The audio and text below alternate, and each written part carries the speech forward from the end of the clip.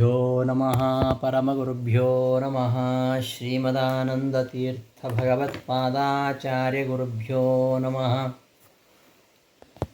ವ್ಯಾಸಾಯ ಭವನಾಶಾಯ ಶ್ರೀಶಾಯ ಗುಣರಾಶಯೇ ಹೃದ್ಯಾಯ ಶುದ್ಧವಿದ್ಯಾಯ ಮಧ್ವಾಯ ಚ ನಮೋ ನಮಃ ಲಕ್ಷ್ಮೀನಾರಾಯಣಂ ನತ್ವಾ ಪೂರ್ಣಬೋಧಾನ್ ಗುರೂನಪಿ ಕುರುಮ ಶ್ರೀಕೃಷ್ಣಗೀತಾಯಾಃ ಭಾಷ್ಯಾದ್ಯುಕ್ತಾರ್ಥಸಂಗ್ರಹಂ ಅಭ್ರಮಂ ಭಂಗರಹಿತಂ ಅಜಡಂ ವಿಮಲಂ ಸದಾ ಆನಂದತೀರ್ಥಮತುಲಂ ಭಜೆ ತಾಪತ್ರಯಾಪಹಂ ಶ್ರೀಮತೋ ರಾಘವೇಂದ್ರಸ್ಯ ನಮಾಮಿ ಪದಪಂಕಜೇ ಕಾಮಿತಾಶೇಷಕಲ್ಯಾಣಕಲನಾ ಕಲ್ಪಪಾದಪೋ ಅಜ್ಞಾನತಿಮಿರಚ್ಛೇದಂ ಬುದ್ಧಿಸಂಪತ್ಪ್ರದಾಯಕಂ ವಿಜ್ಞಾನವಿಮಲಂ ಶಾಂತಂ ವಿಜಯಾಖ್ಯಗುರುಂ ಭಜೆ ತಪಸ್ವಾಧ್ಯಾಯಶುಶ್ರೂಷಾ ಕೃಷ್ಣಪೂಜಾರತಂ ಮುನಿಂ ವಿಶ್ವೇಶಮಿಷ್ಟದಂ ವಂದೇ ಪರಿವ್ರಾಟ್ ಚಕ್ರವರ್ತಿನಂ. ಶ್ರೀ ಗುರುಭ್ಯೋ ನಮಃ. ಆತ್ಮೀಯರೇ, ಗೀತಾವರ್ತಿ ಪಾಠಕ್ಕೆ ಸುಸ್ವಾಗತ. ಭಗವದ್ಗೀತೆಯ 11ನೇ ಅಧ್ಯಾಯದಲ್ಲಿ ಶ್ರೀಕೃಷ್ಣ ಅರ್ಜುನನಿಗೆ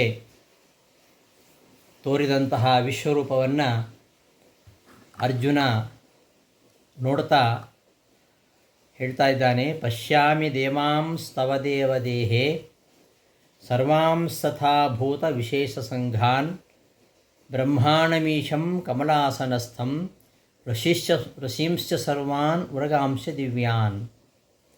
ಪರಮಾತ್ಮನ ದೇಹದಲ್ಲಿ ಎಲ್ಲ ದೇವತೆಗಳನ್ನು, ಎಲ್ಲ ಪ್ರಾಣಿ ವಿಶೇಷಗಳನ್ನು, ಚತುರ್ಮುಖ ಬ್ರಹ್ಮನಲ್ಲಿ ಆಶ್ರಿತನಾಗಿರತಕ್ಕಂತಹ ರುದ್ರನನ್ನು, ಎಲ್ಲ ಋಷಿಗಳನ್ನು, ಅದ್ಭುತ ಸರ್ಪಗಳನ್ನು ನೋಡ್ತಾ ಇದ್ದಾನೆ ಎಂಬ ವಿಚಾರವನ್ನು ಹಿಂದೆ ನೋಡಿದೆವು. ಹಾಗೆ ಭಗವಂತನ ರೂಪವನ್ನು ನೋಡ್ತಾ ಅರ್ಜುನ ಹೇಳ್ತಾ ಇದ್ದಾನೆ, ಅನೇಕ ಬಾಹೂದರ ವಕ್ತ್ರ ನೇತ್ರಂ ಪಶ್ಯಾಮಿ ತ್ವಾಂ ಸರ್ವತೋನಂತರೂಪಂ ನಾಂತಂ ನ ಮಧ್ಯಂ ನ ಪುನಸ್ತವಾದಿಂ ಪಶ್ಯಾಮಿ ವಿಶ್ವೇಶ್ವರ ವಿಶ್ವರೂಪ. ಹೇ ವಿಶ್ವರೂಪ, ಹೇ ಪೂರ್ಣರೂಪನೇ, ವಿಶ್ವೇಶ್ವರ, ಈ ಜಗತ್ತಿಗೆ ಅಧಿಪತಿಯಾಗಿರತಕ್ಕಂತಹ ಪರಮಾತ್ಮನೇ, ಅನೇಕ ಬಾಹೂದರ ವಕ್ತ್ರ ನೇತ್ರಂ, ಅನಂತ ಬಾಹುಗಳು, ಉದರಗಳು, ಮುಖಗಳು, ಕಣ್ಣುಗಳು ಉಳ್ಳಂತಹ, ಮತ್ತು ಸರ್ವತಃ ಅನಂತ ರೂಪಂ, ಎಲ್ಲೆಡೆಯೂ ಅಪರಿಮಿತವಾಗಿರತಕ್ಕಂತಹ ರೂಪವುಳ್ಳ ತ್ವಾಂ, ನಿನ್ನನ್ನು ಪಶ್ಯಾಮಿ, ನೋಡ್ತಾ ಇದ್ದೇನೆ.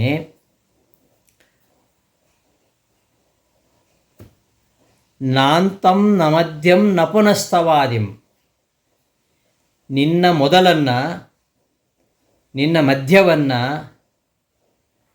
ಮತ್ತು ನಿನ್ನ ಕೊನೆಯನ್ನು ನಾನು ನೋಡ್ತಾ ಇಲ್ಲ. ಅಂತಂ ನ ಪಶ್ಯಾಮಿ, ಮಧ್ಯಂ ನ ಪಶ್ಯಾಮಿ, ಆದಿಂ ನ ಪಶ್ಯಾಮಿ ಅಂತ ಈ ಶ್ಲೋಕದ ಅರ್ಥ.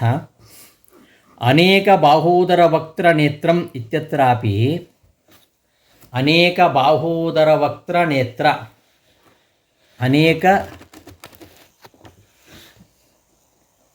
ಬಾಹು ಉದರ ವಕ್ತ್ರ ನೇತ್ರ, ಇಲ್ಲೆಲ್ಲ ಕಡೆಯಲ್ಲಿ ಕೂಡ ಅನೇಕ ಶಬ್ದ ಒಂದು ವಿಶೇಷಣ ಏನಿದೆ, ಆ ಅನೇಕ ಶಬ್ದಕ್ಕೆ ಅನಂತ ಅಂತ ಅರ್ಥ.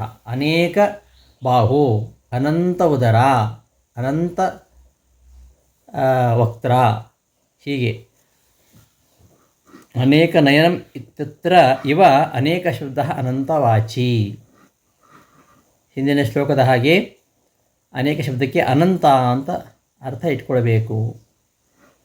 ಪ್ರಾಗುಕ್ತ ಅನುವಾದ ರೂಪತ್ವಾದ ಅಪುನರೋಕ್ತ್ಯಂ, ಹಿಂದೆ ಹೇಳಿದ್ದನ್ನೇ ಇಲ್ಲಿ ಹೇಳಲಿಲ್ವಾ ಅಂತ ಅನಿಸುತ್ತೆ.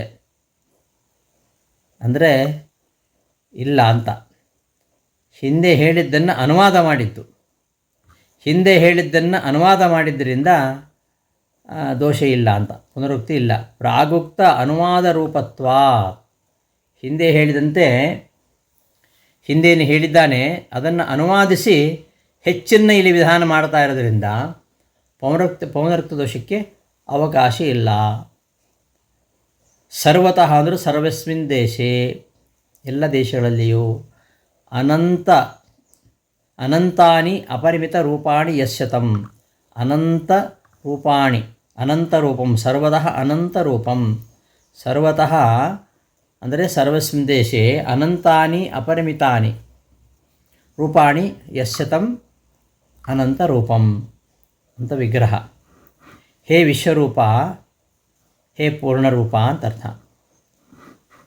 ಸರ್ವಂ ಸಮಸ್ತಂ ವಿಶ್ವಂ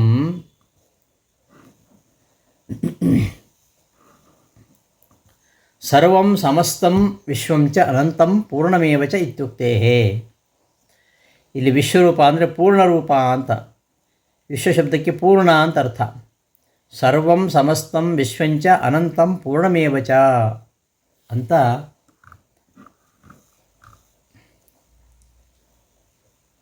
ಕೋಶ ಇದೆ. ಆದ್ದರಿಂದ ಸರ್ವ, ಸಮಸ್ತ, ವಿಶ್ವ, ಅನಂತ, ಪೂರ್ಣ ಇವೆಲ್ಲವೂ ಸಮಾನಾರ್ಥಕ. ಅಂದರೆ ವಿಶ್ವ ಶಬ್ದಕ್ಕೆ ಇಲ್ಲಿ ಪೂರ್ಣ ಅಂತ ಅರ್ಥ. ವಿಶ್ವೇಶ್ವರ, ಹೇ ಜಗತ್ತಿನ ಸ್ವಾಮಿಯೇ ಜಗತ್ಪತೆ, ತವ ಆದಿಂ ಮಧ್ಯಂ ಅಂತಂ ವಾ ನ ಪಶ್ಯಾಮಿ, ನಿನ್ನ ಆದಿಯನ್ನಾಗಲಿ ಮಧ್ಯವನ್ನಾಗಲಿ ಅಂತ್ಯವನ್ನಾಗಲಿ ಕೊನೆಯನ್ನಾಗಲಿ ನಾನು ನೋಡ್ತಾ ಇಲ್ಲ. ಇಲ್ಲಿ ಆದಿಂ ಮಧ್ಯಂ ಅಂತಂ ನ ಪಶ್ಯಾಮಿ ಅಂತ ಅಷ್ಟೇ ಹೇಳ್ಬೋದಿತ್ತು. ಆದಿಂ ನ ಪಶ್ಯಾಮಿ, ಮಧ್ಯಂ ನ ಪಶ್ಯಾಮಿ, ಅಂತಂ ನ ಪಶ್ಯಾಮಿ ಅಂತ ನಞಃ ತ್ರಿರುಕ್ತಿ ಆದರಾರ್ಥ ಒಂದೇ ಬಾರಿ ಹೇಳ್ಬೋದಿತ್ತು. ನ ಪಶ್ಯಾಮಿ, ಆದಿಂ ಮಧ್ಯಂ ಅಂತಂ ವಾ ನ ಪಶ್ಯಾಮಿ ಅಂತ ಅಷ್ಟೇ ಹೇಳ್ಬೋದಿತ್ತು. ಆದಿಂ ನ ಪಶ್ಯಾಮಿ, ಮಧ್ಯಂ ನ ಪಶ್ಯಾಮಿ, ಅಂತಂ ನ ಪಶ್ಯಾಮಿ ಅಂತ ಹೇಳಿದ್ದು ಯಾಕೆ ಅಂತಂದರೆ ಆದರಾರ್ಥ, ಆದರಕ್ಕೋಸ್ಕರವಾಗಿ. ಅಂದರೆ 3 ಬಾರಿ ಪ್ರತ್ಯೇಕವಾಗಿ ಹೇಳಬೇಕಂತಿರಲಿಲ್ಲ, ಒಮ್ಮೆ ಹೇಳಿದರೂ ಸಾಕಾಗ್ತಿತ್ತು, ಪ್ರತ್ಯೇಕವಾಗಿ ಅನ್ವಯ ಇಟ್ಕೊಳ್ಬೋದು. ಆದರೆ ನಿನ್ನ ಮೊದಲು ಮಧ್ಯ ಅಂತ್ಯಗಳು ಇಲ್ಲವೇ ಇಲ್ಲ ಎಂಬ ವಿಚಾರದಲ್ಲಿ ಆದರವನ್ನು ಸೂಚಿಸಲಿಕ್ಕೋಸ್ಕರವಾಗಿ 3 ಬಾರಿ ಪ್ರತ್ಯೇಕವಾಗಿ ಹೇಳಿತ್ತು. ಇನ್ನು ಆದಿಯಿಲ್ಲ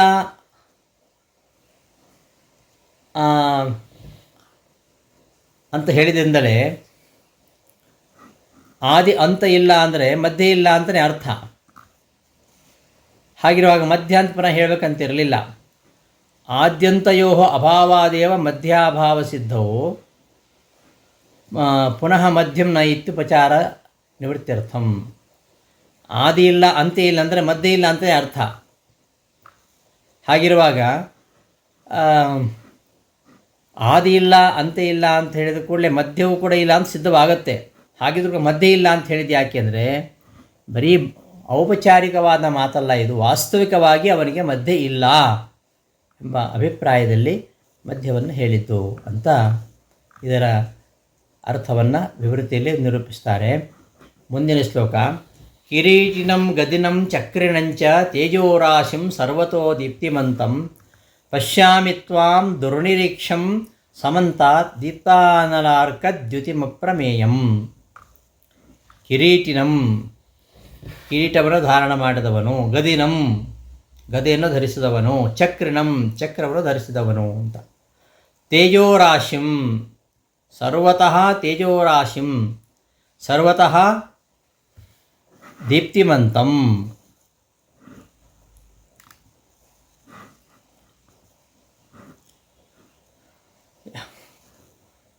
ತೇಜೋರಾಶಿಂ, ತೇಜೋರಾಶಿಯಾಗಿರ್ತಕ್ಕಂಥವನು. ಸರ್ವತಃ ದೀಪ್ತಿಮಂತಂ, ಎಲ್ಲ ಕಡೆಯಲ್ಲಿಯೂ ಕಾಂತಿಯನ್ನು ಸೂಸ್ತಕ್ಕಂಥವನು. ದುರ್ನಿರೀಕ್ಷಂ, ನೋಡಲಿಕ್ಕಾಗಲ್ಲ ಅಂತ, ಕಣ್ಣು ಕುಗ್ತದೆ, ನೋಡಲಾಗದಂತಹ. ದುರ್ನಿರೀಕ್ಷಂ ಅಂತ ನೋಡಲಿಕ್ಕೆ ಸಾಧ್ಯವಾಗ್ತಾ ಇಲ್ಲ. ಅರ್ಜುನನಿಗೆ ಅವನ ರೂಪ ನೋಡಲಿಕ್ಕೆ ಆಗ್ತಾ ಇಲ್ಲ, ಕಣ್ಣು ಕುಗ್ತಕ್ಕಂತಹ ರೂಪ. ದುರ್ನಿರೀಕ್ಷಂ, ನೋಡಲಾಗದ. ಆಮೇಲೆ ಸಮಂತಾತ್ ದೀಪ್ತಾನಲಾರ್ಕ ದ್ಯುತಿಂ, ಎಲ್ಲ ಕಡೆಯಲ್ಲಿಯೂ ಯಾವ ಕಡೆಯಿಂದ ನೋಡಿದರೂ ಕೂಡ ಬೆಳಗ್ತಾ ಇದ್ದಾನೆ. ಹೇಗೆ ಅಂದರೆ ಅಗ್ನಿ ಸೂರ್ಯರಂತೆ. ಅಗ್ನಿ ಸೂರ್ಯರಂತೆ ಅನಲ ಅರ್ಕದ್ಯುತಿಂ, ಅನಲ ಅಂದರೆ ಬೆಂಕಿ, ಅರ್ಕ ಅಂತ ಸೂರ್ಯ, ಇವರ ದ್ಯುತಿ ಇವ ಕಾಂತಿ, ಎಲ್ಲೆಡೆಯಿಂದಲೂ ಈ ಬೆಳಗ್ತಕ್ಕಂತಹ ಈ ಅಪರಿಮಿತವಾಗಿರತಕ್ಕಂತಹ ಕಾಂತಿ ಯಾರಂತೆ ಅಂದರೆ ಅಗ್ನಿ ಸೂರ್ಯರಂತೆ ಸಮಂತಾತ್ ಎಲ್ಲ ಕಡೆಯಿಂದಲೂ ದೀಪ್ತ ಬೆಳಗುತ್ತಿರುವ ಅನಲ ಅರ್ಕ ದ್ಯುತಿ ಕಾಂತಿಂ, ದ್ಯುತಿಂ ಅನಲ ಹಾಗೂ ಅರ್ಕ, ಅಗ್ನಿ ಹಾಗೂ ಸೂರ್ಯರ ಕಾಂತಿಯಂತೆ ಕಾಂತಿ ಉಳ್ಳವ, ಅಪ್ರಮೇಯಂ,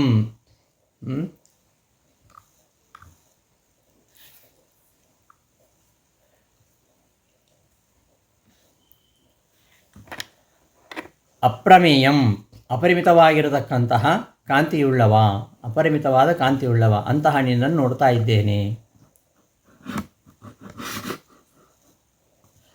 ದೀಪ್ತಯೋ ಅನಲಾರ್ಕಯೋ ದ್ಯುತಿಃ ದ್ಯುತಿಃ ಪ್ರಕಾಶ ಯಶತಂ ಇತ್ಯುಕ್ತ್ಯ ಪ್ರಾಪ್ತಪರಿಮಿತಿಶಂಕೌ ಶಂಕಾವಿದಾಸಾಯ ಉಕ್ತಂ ಅಪ್ರಮೇಯಂ ಅಮಿತದ್ಯುತಿಂ ತೀರ್ಥಃ.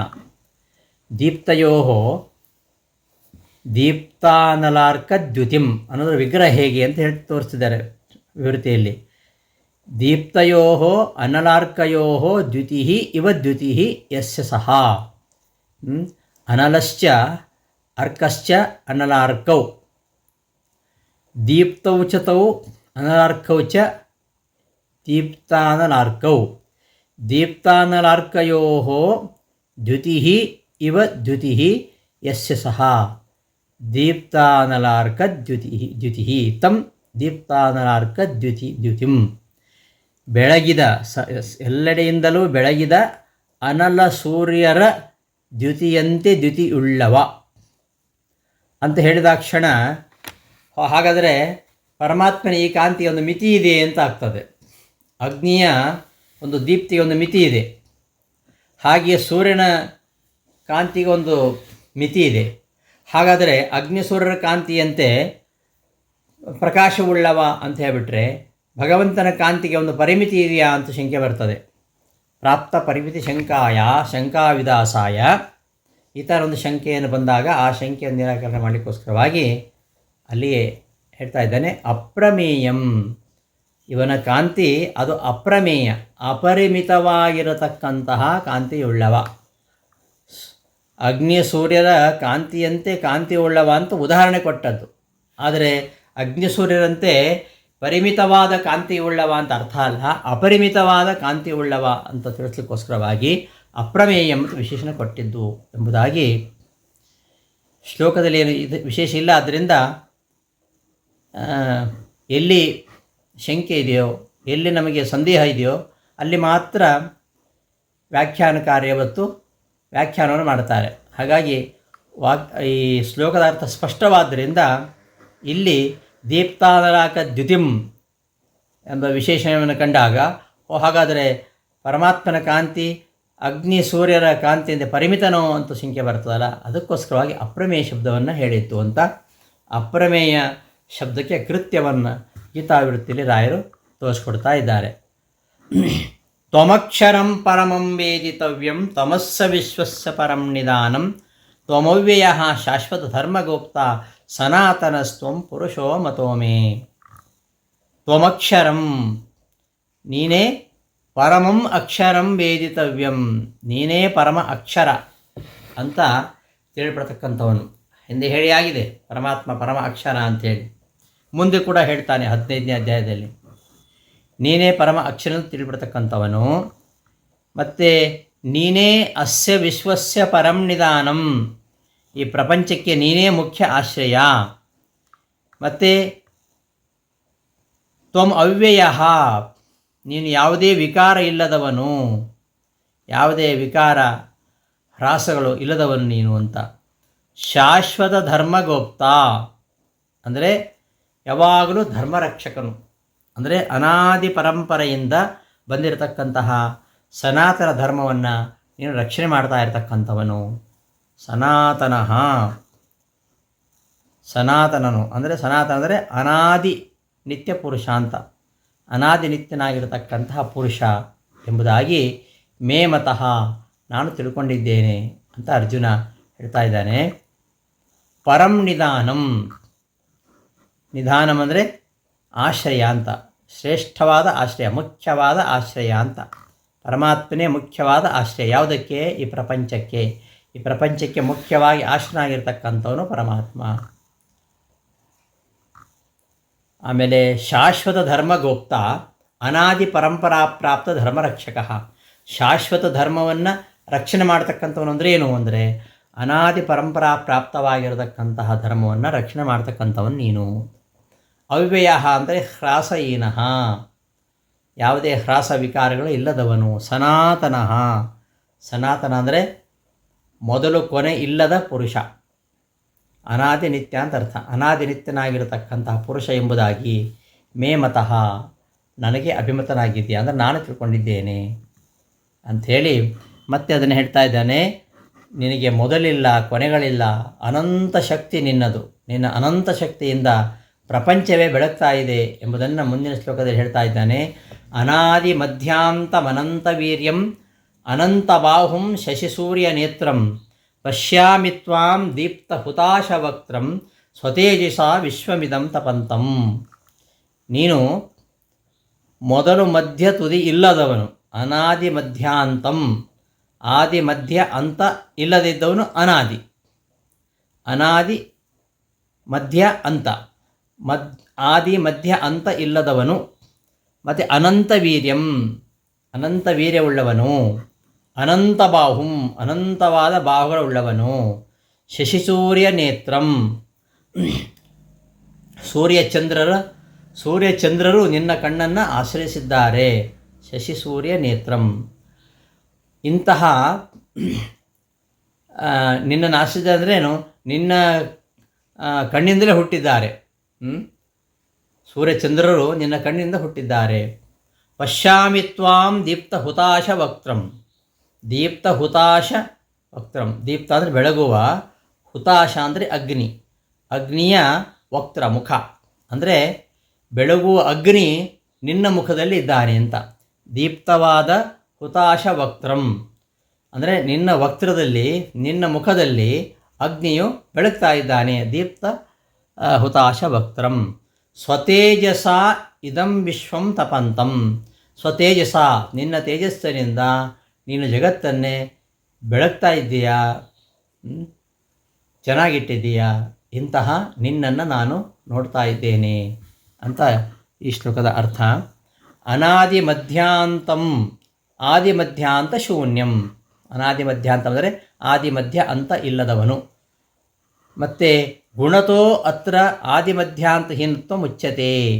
ಗುಣತಃ, ಗುಣಗಳಿಂದಲೂ ಕೂಡ ಆದಿ ಮಧ್ಯ ಅಂತ ಇಲ್ಲ ಅಂತ ತಿಳ್ಕೊಳ್ಬೇಕು. ನಾಂತಂ ನ ಮಧ್ಯಂ ಇತ್ಯತ್ರ ದೇಶತಃ ಅತಃ ನ ಪೌನರುಕ್ತಿಂ.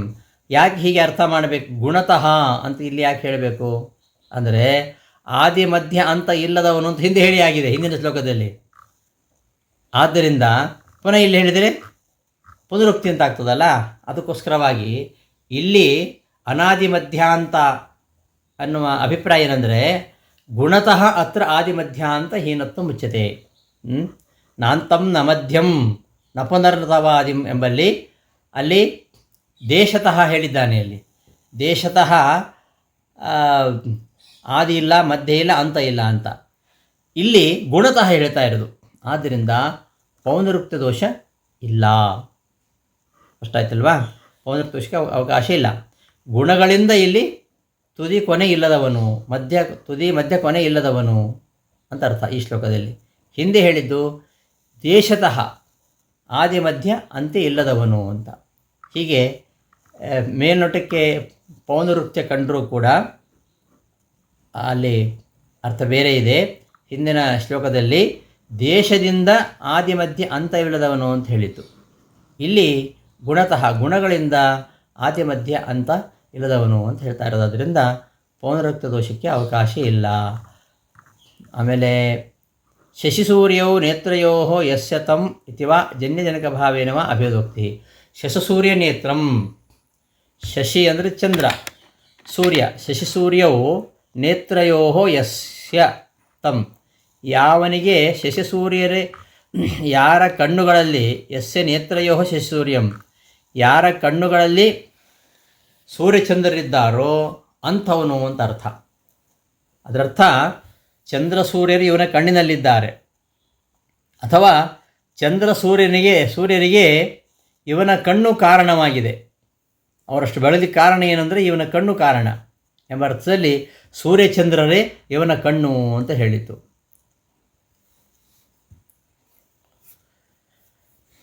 ಮತ್ತು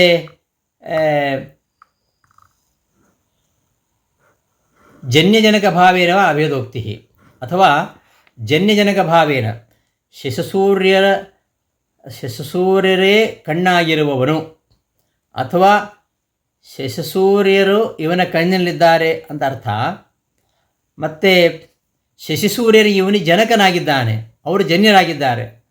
ಆ ಅರ್ಥದಲ್ಲಿ ಕೂಡ ಶಶಸೂರ್ಯ ನೇತ್ರಂ ಅಂತ ತಿಳ್ಕೊಳ್ಬೇಕು. ಶಶಸೂರ್ಯರ ಅಭೇದವನ್ನು ಹೇಳಿದ್ದು ಆ ಅರ್ಥದಲ್ಲಿ ಜನ್ಯಜನಕ ಭಾವೇನ ಹೇಳಿತ್ತು. ದೇವಾನಾಂ ಬಹುರೂಪತ್ವಾದ್ ಅನೇಕಾಶ್ರಯತ್ವ ಯುಕ್ತಂ ಇತಿ ಚಂದ್ರಮಾ ಮನಸೋ ಜಾತಃ ಋಗ್ವೇದಖಿಲೇಶಿತಿ ಮನೋಜಾತದಯ ತದಾಶ್ರಯತ್ವಪಿ ಅವಿರುದ್ಧಂ. ಅಲ್ಲ, ಚಂದ್ರಮಾ ಮನಸೋ ಜಾತಃ ಎಂಬಲ್ಲಿ ಚಂದ್ರ ಮನಸ್ಸಿನಿಂದ ಹುಟ್ಟಿದ್ದಾನೆ ಅಂತ ಬರ್ತದಲ್ಲ, ಇಲ್ಲಿ ಕಣ್ಣಿನಿಂದ ಹುಟ್ಟಿದ್ದು ಅಂತ ಹೇಳ್ತಾ ಇರೋದು. ಇವನ ಕಣ್ಣುಗಳೇ ಸೂರ್ಯಚಂದ್ರರಿಗೆ ಕಾರಣ, ಅಥವಾ ಸೂರ್ಯಚಂದ್ರರೇ ಇವನ ಕಣ್ಣು ಅಂತೇಳಿ ಹೇಳಿದ್ದು. ಸೂರ್ಯಚಂದ್ರೇ ಇವನ ಕಣ್ಣು ಅಂತ ಹೇಳುವ ಮೂಲಕವಾಗಿ ಅಭೇದವನ್ನು ಹೇಳಿದ್ದು. ಯಾಕೆ ಹೇಳಿದ್ದು ಅಂದರೆ ಜನ್ಯಜನಕ ಭಾವೇನೇ ಹೇಳಿದ್ದು ಅಂತ. ಸೂರ್ಯಚಂದ್ರರಿಗೆ ಕಾರಣ ಇವನೇ, ಜನಕ ಇವನೇ. ಆದ್ದರಿಂದ ಹಾಗಾಗಿ ಸೂರ್ಯಚಂದ್ರರು ಕಣ್ಣಿನಿಂದ ಹುಟ್ಟಿದ್ದು ಅಂತ. ಅಲ್ಲ, ಋಗ್ವೇದದಲ್ಲಿ ಚಂದ್ರಮಾ ಮನಸೋ ಜಾತಃ ಅಂತ ಬರ್ತದಲ್ಲ, ಪುರುಷ ಸೂಕ್ತದಲ್ಲಿ ಚಂದ್ರ ಮನಸ್ಸಿಂದ ಹುಟ್ಟಿದ್ದು ಅಂತಂದರೆ ಮನೋಜಾತತೆಯ ತದಾಶ್ರಯತ್ವಪಿ ಅವಿರುದ್ಧಂ. ಈ ದೇವತೆಗಳಿಗೆ ಅನೇಕ ರೂಪಗಳಿವೆ. ಅನೇಕ ರೂಪಗಳಿರೋದ್ರಿಂದ ಅನೇಕ ಆಶ್ರಯತ್ವವನ್ನು ಹೇಳೋದ್ರಲ್ಲಿ ಏನು ತಪ್ಪಿಲ್ಲ. ಒಂದು ಕಡೆ ಚಂದ್ರನಿಗೆ ಆಶ್ರಯ ಪರಮಾತ್ಮನ ಕಣ್ಣು ಅಂತ ಹೇಳೋದು, ಇನ್ನೊಂದು ಕಡೆ ಮನಸ್ಸು ಅಂತ ಹೇಳೋದು. ಯಾಕೆ ಅಂದರೆ ದೇವತೆಗಳಿಗೆ ಅನೇಕ ರೂಪಗಳಿರೋದ್ರಿಂದ ಅನೇಕ ಆಶ್ರಯತ್ವವನ್ನು ಹೇಳೋದು ಏನು ವಿರುದ್ಧ ಅಲ್ಲ ಅಂತ ಅದನ್ನು ಸಮರ್ಥಿಸ್ತಾ ಇದ್ದಾರೆ. ಅವಿರುದ್ಧಂ ದೀಪ್ತಹುತಾಶವಕ್ತ್ರಂ ಇತಿ ಜನ್ಯಜನಕ ಭಾವೇನ ಆಶ್ರಯಾಶ್ರಯಭಾವೇನ ಮಾಯಿತಿ ಧ್ಯೇಯಂ.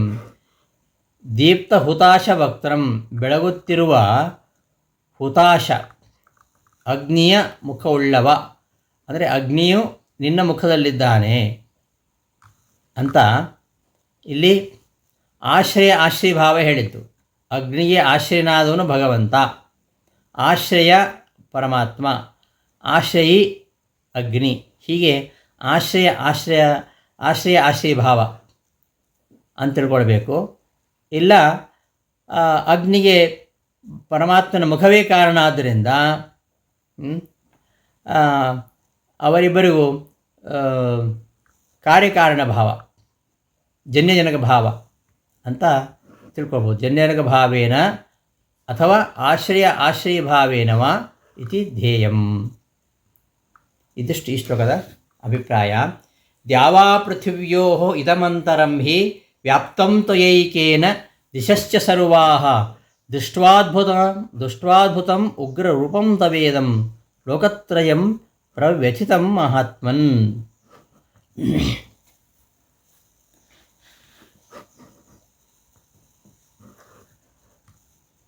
ದ್ಯಾವಾ ಪೃಥಿವ್ಯೌ, ದ್ಯುಲೋಕ ಪೃಥ್ವಿಲೋಕ, ಇವುಗಳ ನಡುಭಾಗವನ್ನು ಒಂದು ರೂಪದಿಂದ ವ್ಯಾಪಿಸಿದ್ದೀಯ. ಬೇರೆ ಬೇರೆ ರೂಪಗಳಿಂದ ಎಲ್ಲ ದಿಕ್ಕುಗಳನ್ನು ವ್ಯಾಪಿಸಿದ್ದೀಯ. ಈ ದ್ಯು ಮತ್ತು ಪೃಥ್ವಿ ಲೋಕಗಳ ಮಧ್ಯಭಾಗ ಏನಿದೆ ಇದೆಲ್ಲವನ್ನು ಕೂಡ ಒಂದೇ ರೂಪದಲ್ಲಿ ವ್ಯಾಪಿಸಿದ್ದೀಯ. ಹಾಗಾದರೆ ಭಗವಂತನ ರೂಪ ಎಷ್ಟು ವಿರಾಟ್ ರೂಪ ನೋಡಿ.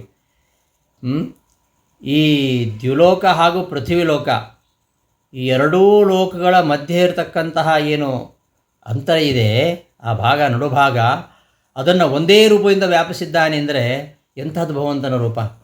ಇನ್ನು ಬೇರೆ ಬೇರೆ ರೂಪಗಳಿಂದ ಬೇರೆ ಬೇರೆ ದಿಕ್ಕುಗಳಲ್ಲಿ ವ್ಯಾಪಿಸಿದ್ದೀಯಾ ಅಂತ ಹೇಳ್ತಾ ಇದ್ದಾನೆ. ದ್ಯಾವಾ ಪೃಥಿವ್ಯೋ ಇದವಂತರಂ ಹಿ ವ್ಯಾಪ್ತಂ ತ್ವಯಾ ಏಕೇನ. ದ್ಯಾವಾ ಪೃಥಿವ್ಯೋ ಇದಮಂತರಂ, ದ್ಯುಲೋಕ ಹಾಗೂ ಪೃಥ್ವಿಲೋಕಗಳ ಈ ಅಂತರಂ, ಈ ಮಧ್ಯಭಾಗವನ್ನು ತ್ವಯ ನೀನು ಏಕೇನೈವ ಒಂದೇ ರೂಪದಿಂದ ವ್ಯಾಪಿಸಿದ್ದೀಯ. ಇನ್ನು ದಿಶಶ್ಚ ಸರ್ವಾಹ, ಇನ್ನು ಇತರ ರೂಪಗಳಿಂದ ಎಲ್ಲ ದಿಕ್ಕುಗಳನ್ನು ನೀನು ವ್ಯಾಪಿಸಿದ್ದೀಯ. ಹೇ ಮಹಾತ್ಮನೇ, ಅದ್ಭುತಂ ನಿನ್ನ ಅದ್ಭುತವಾದ, ಉಗ್ರಂ ಭಯಂಕರವಾದ, ರೂಪಂ ತವ ಇದಂ ರೂಪಂ ಈ ನಿನ್ನ ರೂಪವನ್ನು ದೃಷ್ಟ್ವಾ ನೋಡಿ, ಲೋಕತ್ರಯಂ ಮೂರು ಲೋಕವಿರತಕ್ಕಂತಹ ಎಲ್ಲ ಭಕ್ತರೂ ಕೂಡ ಪ್ರವ್ಯಥಿತಂ ನನ್ನಂತೆ ಬಹಳ ಭಯಭೀತರಾಗಿದ್ದಾರೆ. ಅನೇಕರ ಒಂದು ರೂಪ ನೋಡಿದ್ದಾರೆ, ಆದರೆ ಪೂರ್ತಿ ರೂಪವನ್ನು ನೋಡಲಿಕ್ಕಾಗಿಲ್ಲ. ಅರ್ಜುನ ಎಷ್ಟು ನೋಡ್ತಾ ಇದ್ದಾನೆ ಅಷ್ಟು ನೋಡಲಿಕ್ಕೆ ಆಗ್ತಾ ಇಲ್ಲ. ಏನೋ ಪರಮಾತ್ಮನ ರೂಪವನ್ನು ಅವರು ನೋಡಿ ಹೆದರಿಬಿಟ್ಟಿದ್ದಾರೆ. ಪೂರ್ಣವಾಗಿ ನೋಡಲಿಕ್ಕೆ ಆಗ್ತಾ ಇಲ್ಲ, ಯಾರಿಗೂ ಹೆದರ್ಕೊಂಡ್ಬಿಟ್ಟಿದ್ದಾರೆ ಉಳಿದವರೆಲ್ಲ. ಅದನ್ನು ಹೇಳ್ತಾ ಇದ್ದಾನೆ. ನನ್ನ ಹಾಗೆ ಇಡೀ ಲೋಕತ್ರಯ, ಮೂರು ಲೋಕದಲ್ಲಿರ್ತಕ್ಕಂತಹ ಭಕ್ತರು ಅಭಕ್ತರು ಎಲ್ಲರೂ ಕೂಡ ಬಹಳ ಭಯಗೊಂಡಿದ್ದಾರೆ ಅಂತ ಈ ಶ್ಲೋಕದಲ್ಲಿ ಹೇಳ್ತಾ ಇದ್ದಾನೆ. ದ್ಯಾವಾ ಪೃಥಿವ್ಯೋ ಇದಮಂತರಂ, ದ್ಯಾವಾ ಪೃಥ್ವಿಗಳ ಈ ಅಂತರ, ಈ ಮಧ್ಯಭಾಗ, ಏಕೇನ ತ್ವಯ ಏಕರೂಪೇಣ ತ್ವಯ ವ್ಯಾಪ್ತಂ, ನೀನು ಒಂದೇ ಒಂದು ರೂಪದಿಂದ ವ್ಯಾಪಿಸಿದ್ದೀಯಾ. ರೂಪಾಂತರೈ ಇತರ ರೂಪಗಳಿಂದ ಸರ್ವಾಹ ದಿಶಃ ವ್ಯಾಪ್ತಾಹ ಇತ್ಯರ್ಥಃ, ಎಲ್ಲ ರೂಪಗಳನ್ನು ವ್ಯಾಪಿಸಿದ್ದೀಯಾ ಅಂತ. ತ್ವಯಾ ಇತ್ಯೇಕವಚನೇನೈವ ಏಕೇನ ಇತಿ ಲಾಭೆ ಪುನಃ ಏಕೇನ ಇತ್ಯುಕ್ತಿ ಏಕೇನ ರೂಪೇಣ. ನೀನು ವ್ಯಾಪಿಸಿದ್ದೀಯಾ ಭೂಮಿ ಆಕಾಶಗಳ ಮಧ್ಯಭಾಗವನ್ನೆಲ್ಲ ನೀನು ವ್ಯಾಪಿಸಿದ್ದೀಯಾ ಅಂತ ಹೇಳಿದ ಮಾತ್ರದಿಂದಲೇ ನೀನೊಬ್ಬನೇ ವ್ಯಾಪಿಸಿದ್ದೀಯಾ ಅಂತ ಅರ್ಥ ಆಗುತ್ತೆ. ಮತ್ತು ಏಕೇನಂತ ಯಾಕೆ ಹೇಳಿದ್ದು ಹೇಳಬೇಕಂತಿಲ್ಲ, ಪುನರುಕ್ತಿ ಬಂತಲ್ಲ. ಅಂದರೆ ಏಕೇನ ರೂಪೇಣ, ನೀನೇ ವ್ಯಾಪಿಸಿದ್ದು ಯಾವುದರಿಂದ? ಏಕೇನ ರೂಪೇಣ, ಏಕೇನ ತ್ವಯ ಅಲ್ಲ, ನಿನ್ನೊಬ್ಬನಿಂದಲೇ ವ್ಯಾಪಿಸಲ್ಪಟ್ಟಿದ್ದು ಅಂತ ಅರ್ಥ ಅಲ್ಲ. ನಿನ್ನೊಬ್ಬನಿಂದಲೇ ಏಕೇನ ರೂಪೇಣ, ಒಂದೇ ರೂಪದಿಂದ ವ್ಯಾಪಿಸಲ್ಪಟ್ಟಿದೆ ಎಂಬುದನ್ನು ಸೂಚಿಸಲಿಕ್ಕೋಸ್ಕರವಾಗಿ ಅಲ್ಲಿ ಏಕೇನ ಅಂತ ಪದವನ್ನು ಕೊಟ್ಟಿದ್ದು ಅಂತ ರಾಯರ ಅರ್ಥ ಬರೀತಾರೆ. ತ್ವಯಾ ಇತಿ ಏಕವಚನೇನೈವ, ತ್ವಯಾ ಎಂಬುದಾಗಿ ಏಕವಚನದಿಂದಲೇ ಒಬ್ಬನಿಂದ ಅಂತ ಅರ್ಥ ಸಿದ್ಧ ಆಗಿರುವಾಗ ಮತ್ತೊಬ್ಬನಿಂದ ಅಂತ ಮಾತು ಬರೋದೇ ಇಲ್ಲ.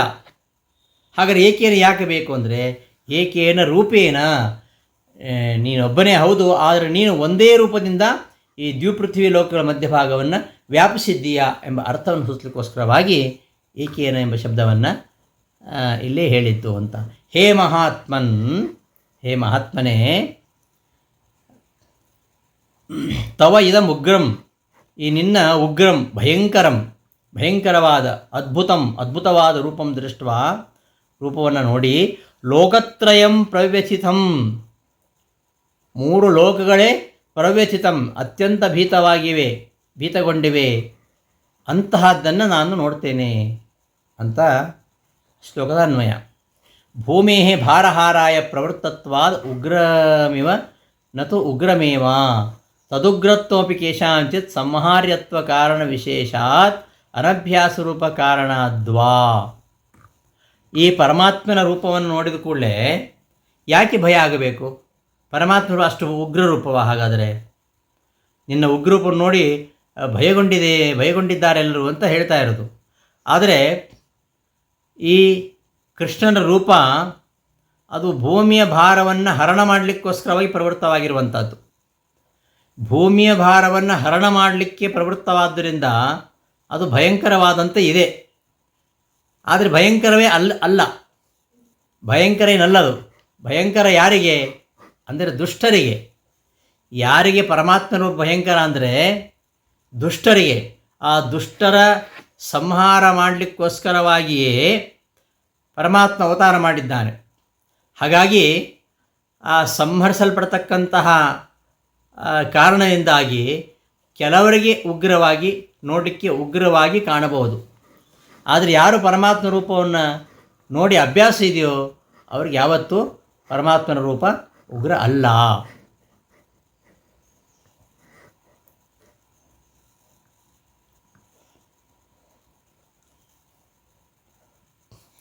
ಆ ಉಗ್ರತೆ ಎಂಬುದು ಕೆಲವರಿಗೆ ಮಾತ್ರ. ಯಾರನ್ನ ಕೃಷ್ಣ ಸಂಹಾರ ಮಾಡ್ತಾನೋ ಅವರಿಗೆ ಮಾತ್ರ ಉಗ್ರ ರೂಪ. ಆದರೆ ಪರಮಾತ್ಮನನ್ನು ಯಾರು ನೋಡಿ ಅಭ್ಯಾಸ ಇದೆ ಅವರಿಗೆ ಆ ಪರಮಾತ್ಮನ ರೂಪವನ್ನು ಕಂಡಾಗ ಸಂತೋಷವೇ ಆಗತ್ತೆ ಹೊರತು ಅವರಿಗೆ ಭಯ ಆಗಲ್ಲ.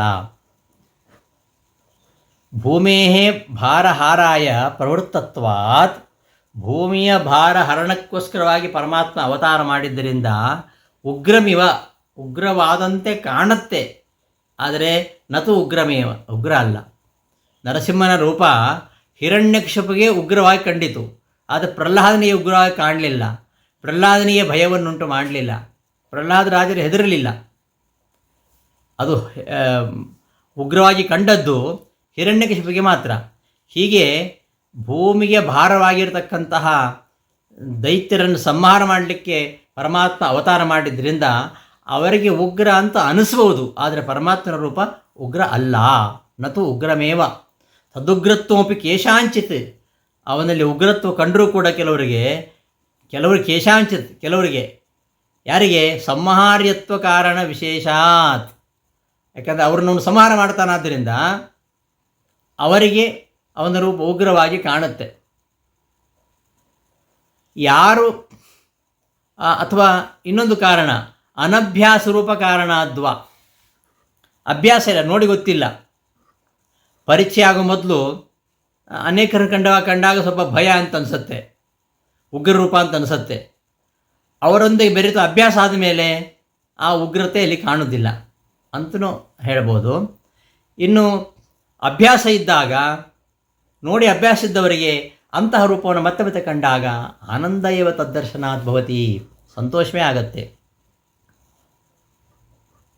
ಅತ್ರ ಲೋಕತ್ರಯ ಪದೇನ ಲೋಕತ್ರಯಸ್ಥ ಭಕ್ತವರ್ಗಗ್ರಹ ಅಭಕ್ತಾನಾಂ ತದ್ದೃಷ್ಟೇ ಏವ ಅಭಾವ.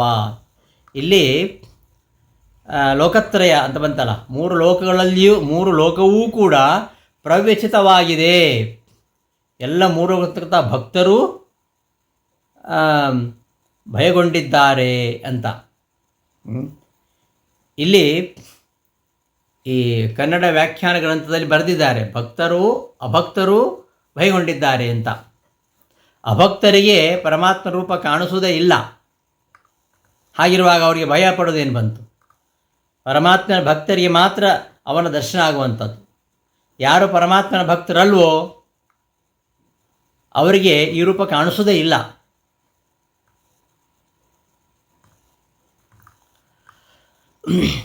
ಆದ್ದರಿಂದ ಇಲ್ಲಿ ಲೋಕತ್ರಯಂ ಎಂಬಲ್ಲಿ ಮೂರು ಲೋಕದಲ್ಲಿರತಕ್ಕಂತಹ ಭಕ್ತರನ್ನು ಮಾತ್ರ ತಗೊಳ್ಬೇಕು. ಅತ್ರ ಲೋಕತ್ರಯ ಪದೇನ, ಲೋಕತ್ರಯ ಪದದಿಂದ ಲೋಕತ್ರಯದಲ್ಲಿ ಇರತಕ್ಕಂತಹ ಭಕ್ತವರ್ಗವನ್ನು ಮಾತ್ರ ಗ್ರಹಿಸಬೇಕು. ಅಭಕ್ತಾನಾಂ ತದೃಷ್ಟೇ ಅಭಾವಾತ್, ಯಾಕಂದರೆ ಭಕ್ತರಲ್ಲದವರಿಗೆ ಪರಮಾತ್ಮನ ದರ್ಶನವೇ ಆಗೋದಿಲ್ಲ. ಆದ್ದರಿಂದ ಯದ್ವಾ ಅಥವಾ ತದ್ರೂಪಂ ಅದೃಷ್ಟ್ವಾಪಿ ಮನಸಾ ತದನುಸಂಧಾಯೇವ ಬಿಭ್ಯಜ್ಜನಂ ದೃಷ್ಟ್ವಾ ಅರ್ಜುನೋಹಂ ಏತೇವಿ ದೃಷ್ಟ್ವಾ ಬಿಭ್ಯತೀತಿ ಇತಿ ಬುದ್ಧ್ವಾ ಲೋಕತ್ರಂ ಪ್ರವಿತ್ತಂ ಪಶ್ಯಾಮಿ ಇತ್ಯಾಹ ಇತಿ ಜ್ಞೇಯಂ. ಅಥವಾ ಆ ರೂಪವನ್ನು ನೋಡಿಲ್ಲ, ನೋಡದಿದ್ರೂ ಕೂಡ ಮನಸ್ಸಿನಲ್ಲಿಯೇ ಅನುಸಂಧಾನ ಮಾಡಿಕೊಂಡೇ ಹೆದರ್ಕೊಳ್ತಕ್ಕಂಥ ಜನ ಇದ್ದಾರೆ. ಆ ಪರಮಾತ್ಮ ರೂಪವನ್ನು ನೋಡಿಲ್ಲ, ನೋಡದೇನೆ ಪರಮಾತ್ಮನ ರೂಪವನ್ನು ಮನಸ್ಸಲ್ಲೇ ಹೀಗೆ ಅಂದ್ಕೊಂಡು ಅಂತ ಹೆದರ್ಕೊಳ್ಳೋ ಜನ ಇದ್ದಾರಲ್ಲ, ಅಂತಹ ಜನರನ್ನು ನೋಡಿ ನನ್ನಂತೆ ಇವರು ಹೆದರ್ತಾ ಇದ್ದಾರೆ ಅಂತ ಅರ್ಜುನ ಭಾವಿಸ್ತಾ ಇರಬಹುದು ಅಂತಲೂ ಅರ್ಥ ಹೇಳ್ಬೋದು. ಅಂತೂ ಹೆದರಿದ ಮೂರು ಲೋಕವನ್ನು ನಾನು ಈ ವಿಶ್ವರೂಪದಲ್ಲಿಯೇ ನಿನ್ನನ್ನು ನೋಡಿ ಹೆದರಿದಂತಹ ಲೋಕವನ್ನು ನಾನು ನೋಡ್ತಾ ಇದ್ದೇನೆ ಅಂತ ಅರ್ಥ. ಈ ಥರ ಅರ್ಥ ಇಟ್ಕೊಂಡಾಗ ಲೋಕತ್ರಯದಲ್ಲಿ ಭಕ್ತರನ್ನು ಸೇರಿಸ್ಕೊಳ್ಬೋದು, ಅಭಕ್ತರನ್ನು ಸೇರಿಸ್ಕೊಳ್ಬೋದು. ಆ ಅರ್ಥದಲ್ಲಿ ಹಾಗೆ ವ್ಯಾಖ್ಯಾನ ಮಾಡಿದ್ದು ಉಂಟು. ಅಮೀಹಿತ್ವಾ ಸುರಸಂಘಾ ವಿಶಂತಿ ಕೇಚಿತ್ ಭೀತಾ ಪ್ರಾಂಜಲಯೋ ಗೃಣಂತಿ ಸ್ವಸ್ತೀತ್ಯುಕ್ತ್ವಾ ಮಹರ್ಷಿ ಸಿದ್ಧಸಂಘಾ ಸ್ತುವಂತಿ ತ್ವಾಂ ಸ್ತುತಿಭಿ ಪುಷ್ಕರಾಭಿ. ಈ ದೇವತೆಗಳೆಲ್ಲ ಕಾಣಿಸ್ತಾ ಇದ್ದಾರೆ. ಮುಕ್ತರಾಗಿರ್ತಕ್ಕಂತಹ ದೇವತೆಗಳು ನಿನ್ನೊಳಗೆ ಪ್ರವೇಶ ಮಾಡ್ತಾ ಇರೋದನ್ನು ನಾನು ನೋಡ್ತಾ ಇದ್ದೇನೆ. ಕೆಲವರು ಭಯಗೊಂಡು ಕೈ ಜೋಡಿಸಿ ನಿನ್ನನ್ನು ಸ್ತೋತ್ರ ಮಾಡ್ತಾ ಇದ್ದಾರೆ. ಅಂತಹ ಮಹರ್ಷಿಗಳಿದ್ದಾರೆ, ಸಿದ್ಧರಿದ್ದಾರೆ. ಇನ್ನು ಕೆಲವರು ಜಗತ್ತಿಗೆ ಮಂಗಳವಾಗಲಿ ಅಂತ ನಿನ್ನ ಗುಣಗಳಿಂದ ಕೂಡಿದಂತಹ ಸ್ತೋತ್ರಗಳನ್ನು ಹೇಳ್ತಾ ನಿನ್ನನ್ನು ಸ್ತುತಿಸ್ತಾ ಇದ್ದಾರೆ ಅಂತ ಈ ಶ್ಲೋಕದ ಅರ್ಥ. ಅನ್ಯದಪಿ ಸ್ವದೃಷ್ಟಮಾಹ ಅರ್ಜುನ, ಇನ್ನೂ ಏನೇನು ನೋಡ್ತಾ ಇದ್ದೇನೆ ನಾನು ಎಂಬುದನ್ನು ಅರ್ಜುನ ಹೇಳ್ತಾ ಇದ್ದಾನೆ. ಪರಮಾತ್ಮನ ಆ ಒಂದು ವಿರಾಟ್ ರೂಪವನ್ನು ನೋಡಿ ಏನೇನು ನೋಡ್ತಾ ಇದ್ದೇನೆ ನಾನು ಎಂಬುದನ್ನು ಕೃಷ್ಣನ ಮುಂದೆ ಹೇಳ್ತಾ ಇದ್ದಾನೆ ಅರ್ಜುನ. ಅಮೀಹಿ, ಅಮಿ ಅಂದರೆ ಈ, ಅಮೀಹಿ ಸುರಸಂಘಾಹ, ಈ ದೇವತೆಗಳು ಎಂಥ ದೇವತೆಗಳು? ಮುಕ್ತ ದೇವವರ್ಗಾಹ, ಮುಕ್ತರಾಗಿರತಕ್ಕಂತಹ ದೇವತೆಗಳು. ಅವರು ನಿನ್ನನ್ನು ಪ್ರವೇಶ ಮಾಡ್ತಾರೆ. ಮುಕ್ತರಾಗಿರತಕ್ಕಂತಹ ದೇವತೆಗಳು ಪರಮಾತ್ಮನಲ್ಲಿ ಪ್ರವೇಶ ಮಾಡ್ತಾರೆ, ಹೊರಗೆ ಬರ್ತಾರೆ. ಇದು ಯಾವಾಗಲೂ ಆಗ್ತಾ ಇರ್ತದಂತೆ. ಪ್ರವೇಶೋ ನಿರ್ಗಮಶ್ಚೈವ ಮುಕ್ತಾನಾಂ ಸ್ವೇಚ್ಛೆಯಾ ಭವೇತ್. ಅವರು ಮುಕ್ತರು ತಮ್ಮಿಚ್ಛೆಗೆ ಅನುಸಾರವಾಗಿ ಭಗವಂತನಲ್ಲಿ ಪ್ರವೇಶವೂ ಮಾಡ್ತಾರೆ, ಭಗವಂತನಿಂದ ಹೊರಗೆಯೂ ಬರ್ತಾರಂತೆ. ಆ ತರಹ ಪ್ರಮಾಣ ಇದೆ. ಆ ರೀತಿಯಲ್ಲಿ ಈ ಮುಕ್ತರಾಗಿರತಕ್ಕಂತಹ ದೇವತೆಗಳು ನಿನ್ನೊಳಗೆ ಪ್ರವೇಶ ಮಾಡ್ತಾ ಇದ್ದಾರೆ. ಅದನ್ನು ನೋಡ್ತಾ ಇದ್ದೇನೆ. ತೇನ ಪಶ್ಯಾಮಿ ದೇವಾಂಸ್ತವ ದೇವದೇಹಿ ಇತ್ಯೇನ ಪೌನೃತ್ಯಂ. ಇಲ್ಲಿ ಬರೀ ದೇವತೆಗಳನ್ನು ನೋಡ್ತಾ ಇದ್ದೇನೆ ಅಂತ ಹೇಳ್ತಾ ಇಲ್ಲ. ಹಿಂದೆ ಹೇಳಿದ್ದು ಪಶ್ಯಾಮಿ ದೇವಾಂಸ್ತವ ದೇವದೇಹೆ, ಎಲ್ಲ ದೇವತೆಗಳನ್ನು ನೋಡ್ತಾ ಇದ್ದೇನೆ ಅಂತ ಹಿಂದೆ ಹೇಳಿದ. ಇಲ್ಲಿ ಹೇಳ್ತಾ ಇರೋದೇನೆಂದರೆ ದೇವತೆಗಳು ನಿನ್ನೊಳಗೆ ಪ್ರವೇಶ ಮಾಡ್ತಾ ಇದ್ದಾರೆ, ಅದನ್ನು ನಾನು ನೋಡ್ತಾ ಇದ್ದೇನೆ ಅಂತ ಹೇಳಿದ್ರಿಂದ ಪೌನರುಕ್ತಿ ಇಲ್ಲ. ಪಶ್ಯಾಮಿ ದೇವಾಂಸ್ತವ ದೇವದೇಹೆ ಎಂಬಲ್ಲಿ ದೇವತೆಗಳನ್ನು ನೋಡ್ತಾ ಇದ್ದೇನೆ ನಿನ್ನ ದೇಹದಲ್ಲಿ ಅಂತ ಹೇಳಿದ್ದ ಹಿಂದೆ. ಇಲ್ಲಿ ಕೂಡ ದೇವತೆಗಳನ್ನು ನೋಡ್ತಾ ಇದ್ದೇನೆ ಅಂತ ಹೇಳ್ತಾ ಇದ್ದಾನಲ್ಲ. ಅಂದರೆ ದೇವತೆಗಳು ಎಂಥ ದೇವತೆಗಳು? ಪ್ರವೇಶ ಮಾಡತಕ್ಕಂತಹ ದೇವತೆಗಳು ನಿನ್ನೊಳಗೆ ಪ್ರವೇಶ ಮಾಡ್ತಾ ಇದ್ದಾರೆ. ಹಿಂದೆ ದೇವತೆಗಳನ್ನು ನೋಡ್ತಾ ಇದ್ದೇನೆ ಅಷ್ಟೇ ಹೇಳಿದ್ದು. ಇಲ್ಲಿ ಹೇಳ್ತಾ ಇರುವಂಥದ್ದು ನಿನ್ನೊಳಗೆ ದೇವತೆಗಳು ಪ್ರವೇಶ ಮಾಡ್ತಾ ಇದ್ದಾರೆ, ಅದನ್ನು ನಾನು ನೋಡ್ತಾ ಇದ್ದೇನೆ ಅಂತ ಹೇಳ್ತಾ ಇರೋದ್ರಿಂದ ಈ ಪುನರುಕ್ತಿ ದೋಷ ಇಲ್ಲ. ಅತ್ರ ಮುಕ್ತಾನಾಂ ತತ್ರ ಅಮುಕ್ತಾನಾಂ ಮುಕ್ತೇ, ಅಲ್ಲಿ ಸಾಮಾನ್ಯವಾಗಿ ದೇವತೆಗಳು ಅಂತ ಹೇಳಿತ್ತು. ಇಲ್ಲಿ ಮುಕ್ತರಾಗಿರತಕ್ಕಂತಹ ದೇವತೆಗಳು ಅಂತ ಇಲ್ಲಿ ಹೇಳಿತ್ತು. ಅಲ್ಲಿ ಸಾಮಾನ್ಯವಾಗಿ ಮುಕ್ತರಲ್ಲದೇ ಇರತಕ್ಕಂತಹ ದೇವತೆಗಳು.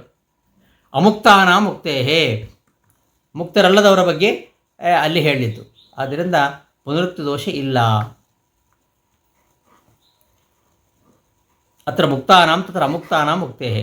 ಪುಷ್ಕಲಾಭಿಹಿ ಅಂದರೆ ಪುಷ್ಕಲವಾದ ಸ್ತುತಿಭಿಹಿ, ಪುಷ್ಕಲಾಭಿಹಿ ಸ್ತುತಿಭಿಹಿ.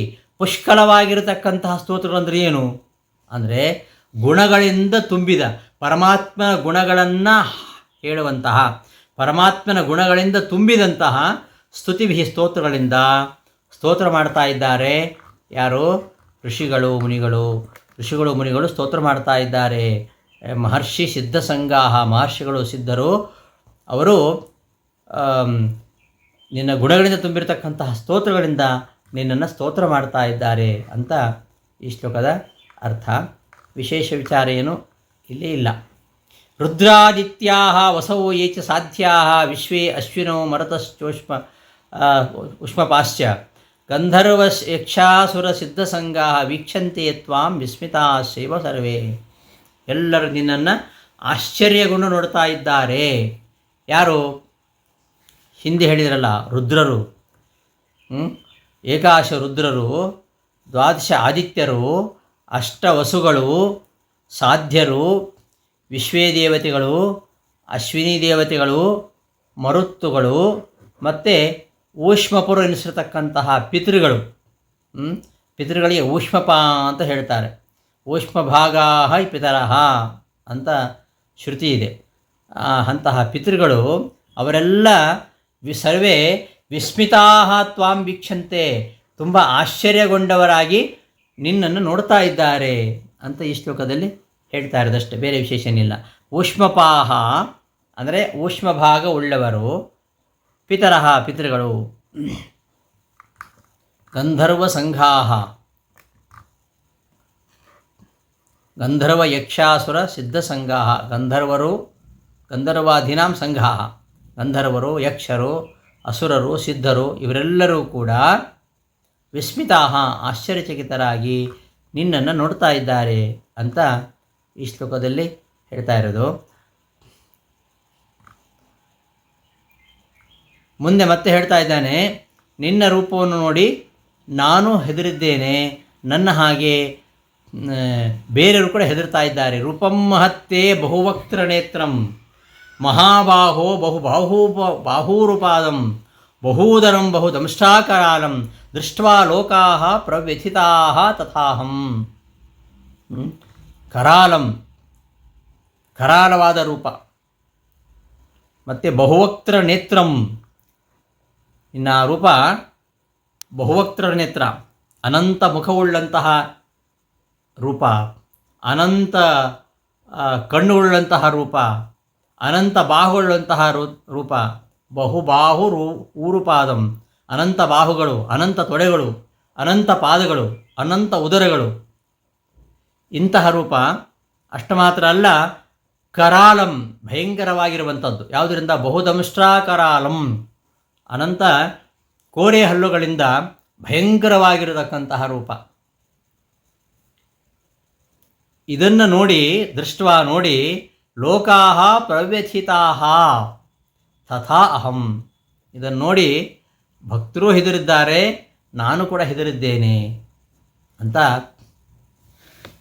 ಇಲ್ಲಿ ಹೇಳ್ತಾ ಇದ್ದಾನೆ.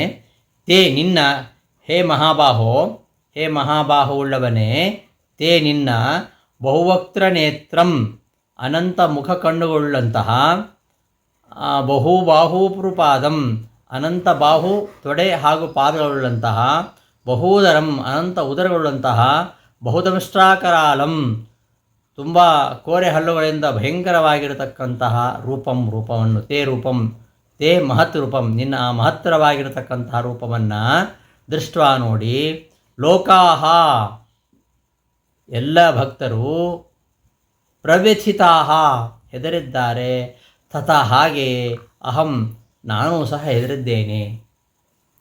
ಬಹುದಂಷ್ಟ್ರಾಭಿಃ ಕರಾಲಂ, ಕರಾಲ್ ಅಂದರೆ ವಿರೂಪ ಅಂತ ಅರ್ಥ. ವಿರೂಪವಾದ್ರಿಂದಲೇ ಅದು ಕರಾಳವಾಗಿ ಕಾಣ್ತಾ ಇದೆ. ಬಹುದಂಷ್ಟ್ರಾಭಿಃ ಕರಾಲಂ.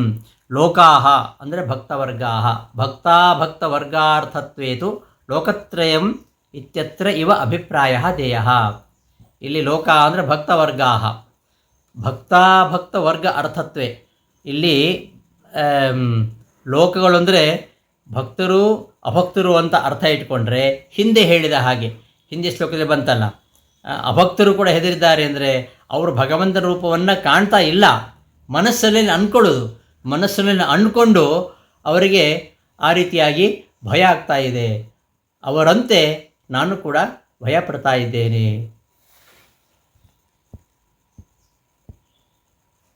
ಅವರಂತೆ ನಾನು ಕೂಡ ಭಯಪಡ್ತಾ ಇದ್ದೇನೆ ಅಂತ ಅರ್ಥ. ನಭಸ್ಪೃಶಂ ದೀಪ್ತಮನೇಕವರ್ಣಂ ವ್ಯಾತ್ತಾನನಂ ದೀಪ್ತ ವಿಶಾಲನೇತ್ರಂ ದೃಷ್ಟ್ವಾ ಹಿ ತ್ವಾಂ ಪ್ರವ್ಯಥಿತಾಂತರಾತ್ಮ ಧೃತಿಂ ನ ವಿಂದಾಮಿ ಶಮಂ ಚ ವಿಷ್ಣೋಃ.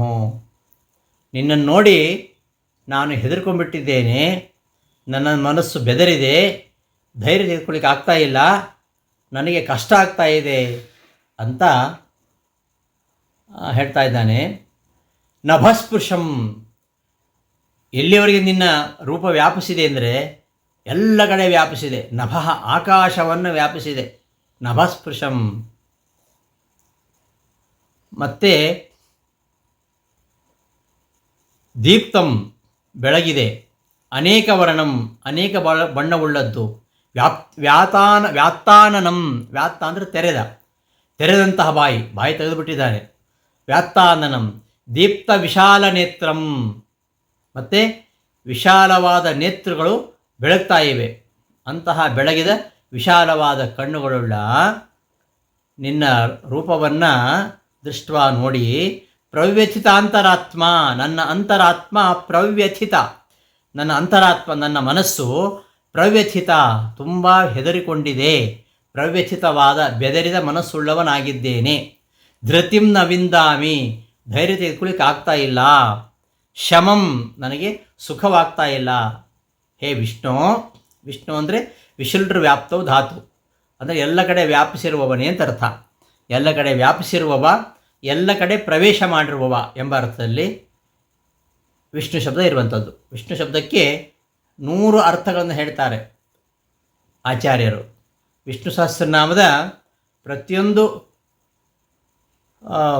ನಾಮಕ್ಕೂ ಕೂಡ 100 ಅರ್ಥಗಳನ್ನು ಹೇಳಲಿಕ್ಕಾಗತ್ತೆ. ವಿಶುಲ್ರ ವ್ಯಾಪ್ತವು ಧಾತುವಿನಿಂದ ಹುಟ್ಟಿದಂತಹ ಶಬ್ದ ಅಂತಾದಾಗ ಎಲ್ಲ ಕಡೆ ವ್ಯಾಪಿಸಿದವ ಅಂತ, ಮತ್ತು ಎಲ್ಲ ಕಡೆ ಪ್ರವೇಶ ಮಾಡಿದವ ಅಂತ ಅರ್ಥ. ಅಂತಹ ಹೇ ವಿಷ್ಣುವೇ, ನಿನ್ನ ಈ ರೂಪವನ್ನು ನೋಡಿದರೆ ನನಗೆ ಹೆದರಿಕೆ ಆಗ್ತಾ ಇದೆ ಅಂತ. ಹೇಗಿದೆ ಅದು? ನಭಸ್ಪೃಶಂ, ಆಕಾಶದವರೆಗೂ ವ್ಯಾಪಿಸಿದೆ, ಆಕಾಶವನ್ನೇ ಮುಟ್ತಾ ಇದೆ. ದೀಪ್ತಂ, ಬೆಳಗ್ತಾ ಇದೆ, ನೋಡಲಿಕ್ಕಾಗೋದಿಲ್ಲ, ಕಣ್ಣು ಕೂಗ್ತದೆ. ಅನೇಕ ಬಣ್ಣಗಳು, ನಾನಾ ಬಣ್ಣಗಳಿಂದ ಕೂಡಿರುವಂಥದ್ದು. ವ್ಯಾತ್ತಾನನಂ, ಬಾಯಿ ತೆರೆದು ಬಿಟ್ಟಿದೆ, ತೆರೆದ ಬಾಯಿ ಉಳ್ಳದ್ದು. ದೀಪ್ತ ವಿಶಾಲ ನೇತ್ರಂ, ಬಹಳ ವಿಶಾಲವಾದ ಕಣ್ಣು, ಆ ಕಣ್ಣು ಹೊಳಿತಾ ಇವೆ. ಅಂತಹ ನಿನ್ನನ್ನು ದೃಷ್ಟವಾ, ನೋಡಿ ಅಂತರ್ಥ. ವ್ಯಾತ್ತಾನನಂ, ವಿವೃತ ಮುಖಂ, ತೆರೆದ ಮುಖ. ಅಂತರಾತ್ಮ ಅಂದರೆ ಮನಃ. ನವಿಂದಾಮಿ ನ ಪ್ರಾಪ್ನೋಮಿ ಅಂತ. ಏನು ನವಿಂದಾಮಿ? ಧೃತಿಂ ನವಿಂದಾಮಿ, ಧೈರ್ಯವನ್ನು ನಾನು ಹೊಂದ್ತಾ ಇಲ್ಲ. ಶಮಂ ನವಿಂದಾಮಿ ಅಂದರೆ ಸುಖವನ್ನು ನಾನು ಹೊಂದ್ತಾ ಇಲ್ಲ. ನ ಪ್ರಾಪ್ನೋಪಿ ಇತ್ಯರ್ಥ. ವಿಷ್ಣು ಶಬ್ದಾರ್ಥ ಉಕ್ತಃ 10ನೇ ಅಧ್ಯಾಯ. ವಿಷ್ಣು ಶಬ್ದದ ಅರ್ಥವನ್ನು 10ನೇ ಅಧ್ಯಾಯದಲ್ಲಿ ಹೇಳಿದ್ದೇನೆ ಅಂತ ರಾಯರು ಹೇಳ್ತಾ ಇದ್ದಾರೆ. ದಂಷ್ಟ್ರಾಕರಾಲಾನಿ ಚತೆ ಮುಖಾನಿ ದೃಷ್ಟೈವ ಕಾಲಾವನ್ನಲ ಸನ್ನಿಭಾನಿ ದಿಶೋ ನ ಜಾನೆ ನಲಭೇ ಚ ಶರ್ಮ ಪ್ರಸೀದ ದೇವೇಶ ಜಗನ್ನಿವಾಸ. ಹೇ ಪರಮಾತ್ಮ, ನನ್ನಲ್ಲಿ ಪ್ರಸನ್ನನಾಗು, ನನಗೆ ನೋಡಲಿಕ್ಕಾಗ್ತಾ ಇಲ್ಲ. ನಿನ್ನ ಈ ಜ್ವಲಿಸ್ತಾ ಇರತಕ್ಕಂತಹ ಪ್ರಳಯ ಕಾಲದಲ್ಲಿ ಜ್ವಲಿಸುವ ಅಗ್ನಿಯ ಹಾಗೆ ಜ್ವಲಿಸ್ತಾ ಇರತಕ್ಕಂತಹ ನಿನ್ನ ಮುಖವನ್ನು ನೋಡಿ ದಿಗ್ಮೂಢನಾಗಿ ಬಿಟ್ಟಿದ್ದೇನೆ. ನನಗೆ ಸಮಾಧಾನ ಆಗ್ತಾ ಇಲ್ಲ, ನನ್ನಲ್ಲಿ ಪ್ರಸನ್ನನಾಗು. ಪ್ರಸೀದ ದೇವೇಶ ಜಗನ್ನಿವಾಸ ಅಂತ ಪ್ರಾರ್ಥನೆ ಮಾಡ್ತಾ ಇದ್ದಾನೆ. ಪರಮಾತ್ಮನ ಮುಖಗಳು ಎಂಥ ಮುಖಗಳು!